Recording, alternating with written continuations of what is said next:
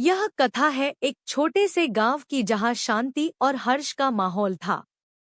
उस गांव में एक सयानी और कुशल महिला रहती थी जिसका नाम था जानकी। जानकी का एक बड़ा परिवार था जिसमें उसका बेटा रामू, बहू सीता और उनकी 3 छोटी बच्चियां शामिल थी। जानकी की रसोई पूरे गांव में मशहूर थी क्योंकि वह हर पकवान को अपने हाथों से बनाकर स्वाद में 4 चांद लगा देती थी। समय बीतता गया और जानकी के अब बूढ़े होने के कारण उसकी हालत कमजोर होती गई। उसने अपने बेटे और बहू को बुलाकर कहा, रामू और सीता, मेरी तबीयत अब ठीक नहीं रहती, इसलिए मैं चाहती हूँ कि आज से रसोई की जिम्मेदारी तुम दोनों संभालो।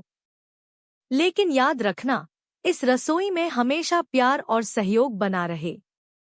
रामू और सीता ने उसकी बात मान ली और रसोई का काम संभालने का जिम्मा लिया।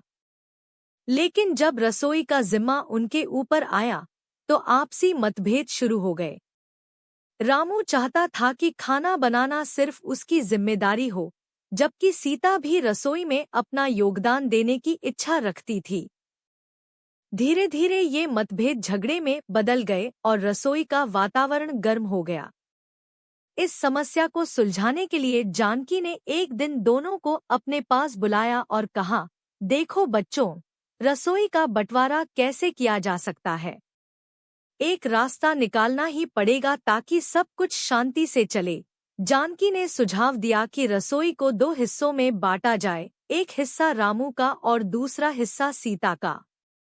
अगले दिन से रामू और सीता ने अपना अपना हिस्सा संभाला। रामू ने अपने हिस्से में अपने तरीके से खाना बनाना शुरू किया, जबकि सीता ने अपने हिस्से में अपनी पारंपरिक और स्वादिष्ट रेसिपीज के साथ काम शुरू किया।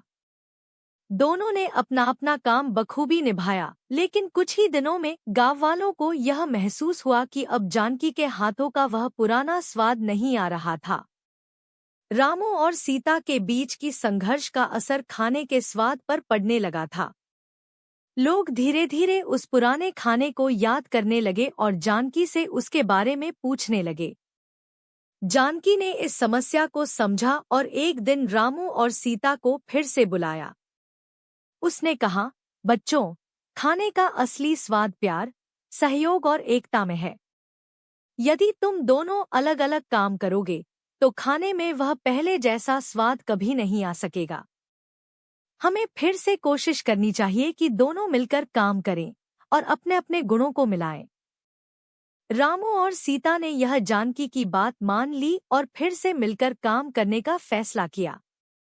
इस बार उन्होंने मिलकर काम करने की योजना बनाई। रामू ने सीता की रेसिपीज को ध्यान से सीखा और सीता ने रामू के खाना बनाने के तरीकों को समझा।